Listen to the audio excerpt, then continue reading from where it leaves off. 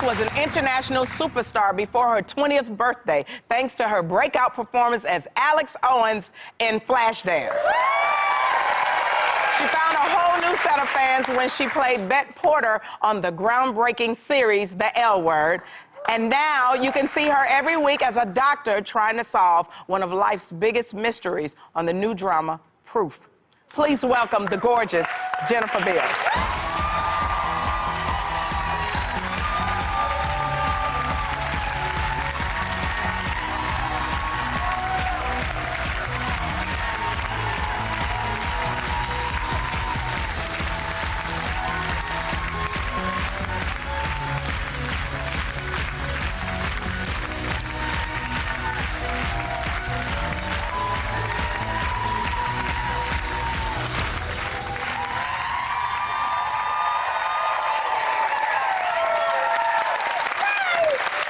Welcome. I'm so happy to be here.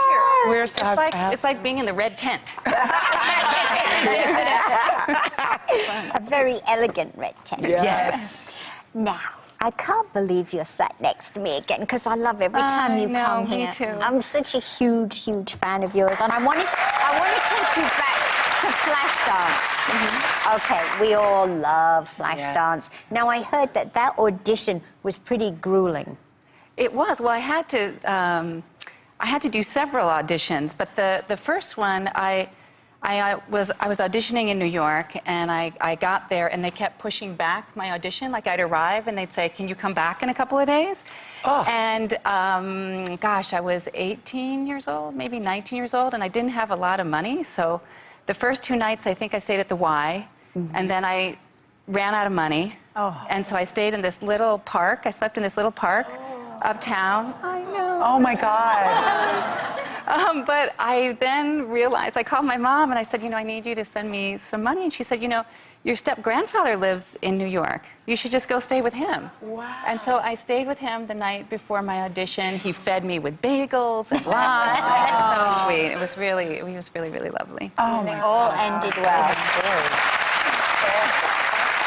Okay, so let's talk fashion. The off-the-shoulder sweater look that you rocked in the film created a big fashion craze. I myself did it. So what inspired that look?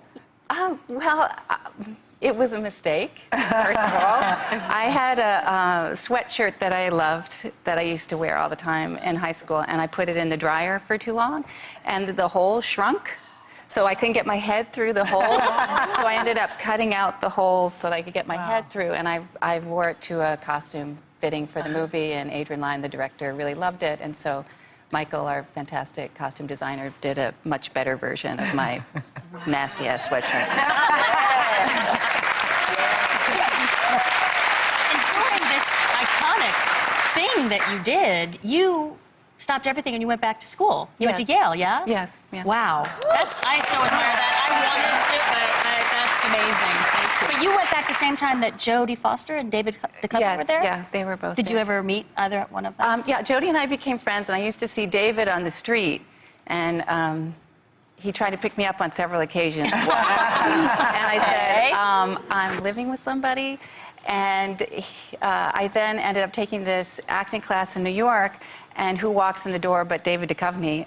And he's like, "I swear I am not stalking you." and we became really good friends, and he's a real sweetheart. And when he was doing the X-Files, he had talked to me about doing that, and but I think Jillian was much better suited for that part than me. Oh, well, I think you would have been amazing in it as well. Even though I'm a huge X-Files fan. Now, the L Word was a revolutionary show that opened so many people's minds up to LGBT issues and opened people's minds not just to kind of the issues, but the experience and the culture and what people went through. And what was that like? What did you learn from being a part of that show? Oh, gosh, I learned so much. I mean, first of all, I learned about dental dams, which I never knew what that was. But I really learned about... I don't know what it is. I know. I was saying, I don't think no one knows now, but there'll be a lot of Googling on commercial break. Okay.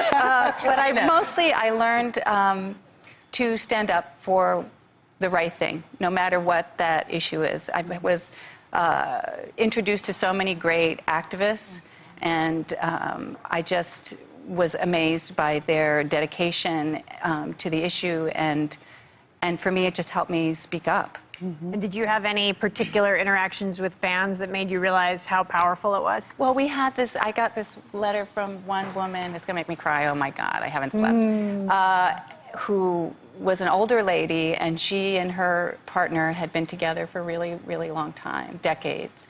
And they had never come out to their friends or their family or to their coworkers. And she had written me telling me that the show had given her the courage to come out. And nothing happened. All her friends were very welcoming to her partner, and everything was fine. And it just really made me realize the power of storytelling, you know, that you can really change people's lives with stories. That's so wonderful.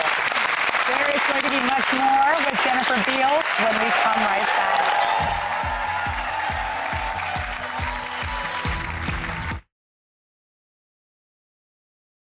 We both ease people suffering, we heal their pain.